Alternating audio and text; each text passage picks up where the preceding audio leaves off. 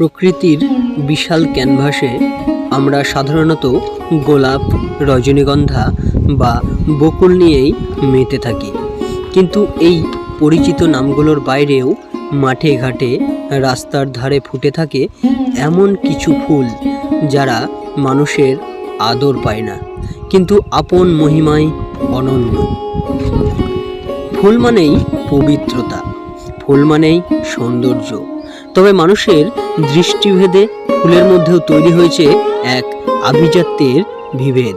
শৌখিন বাগানের যত্ন করে লাগানো ফুলের ভিড়ে হারিয়ে যায় অযত্নে বেড়ে ওঠা নাম না জানা শত শত বুনো ফুল।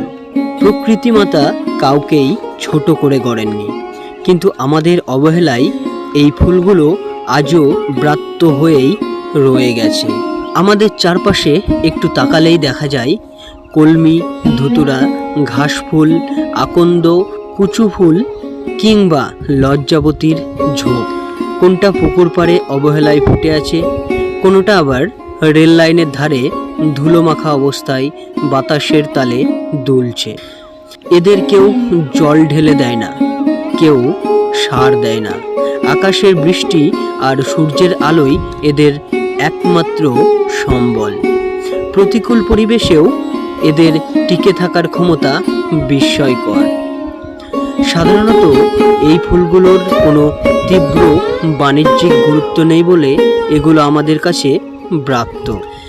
এদের সুগন্ধ হয়তো গোলাপের মতো তীব্র নয়, কিংবা এদের গঠন টিউলিপের মতো জাঁকজমকপূর্ণ নয়। অনেক সময় আবার এই বুনো গাছগুলো ফসলের জমিতে আগাছা হিসেবে জন্মায়, তাই বলে মানুষ এদের সমূলে উপড়ে ফেলে।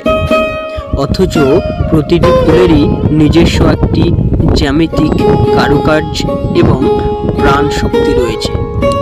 প্রকৃতির ভারসাম্য ও উপযোগিতা অবহেলিত হলেও এই বুনো ফুলগুলো বাস্তু সংস্করণে অবিচ্ছেদ্য এক অংশ।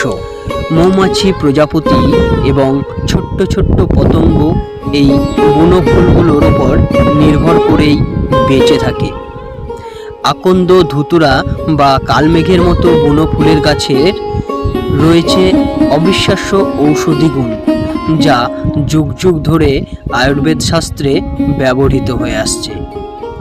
ঘাসফুল বা লতা জাতীয় বনফুলগুলো মাটির ক্ষয়রোধ করতে সাহায্য করে। অবহেলার মাঝেও অনন্য সৌন্দর্য। ভোরবেলা যখন ঘাসফুলের ওপর শিশির জমে, তখন তাকে কোনো দামি হীরের গয়নার চেয়ে কম মনে হয় না। কাশফুলের শুভ্রতা কিংবা কচুরিপানা ফুলের বেগুনি আভা প্রকৃতির রুক্ষতাকে এক নিমেষেই স্নিগ্ধতায় রূপান্তর করতে পারে। কবি সাহিত্যিকদের কবিতায় এই অবহেলিত ফুলগুলোই বারবার ফিরে এসেছে মানুষের সরলতার প্রতীক হিসেবে। প্রকৃতিতে কোনো সৃষ্টিই অপ্রয়োজনীয় নয়। একটি বুনো ফুল যতটা নিষ্ঠার সাথে ফোটে, একটি রাজকীয় বাগান বিলাসও ঠিক ততটাই শ্রম দেয়। অবহেলিত এই ফুলগুলো আমাদের শেখায় প্রতিকূলতার মাঝেও কিভাবে হাসি মুখে বেঁচে থাকতে হয়। তাই পরের বার যখন পথের ধারে কোনো নাম না জানা ফুল দেখবেন, একটু থমকে দাঁড়াবেন।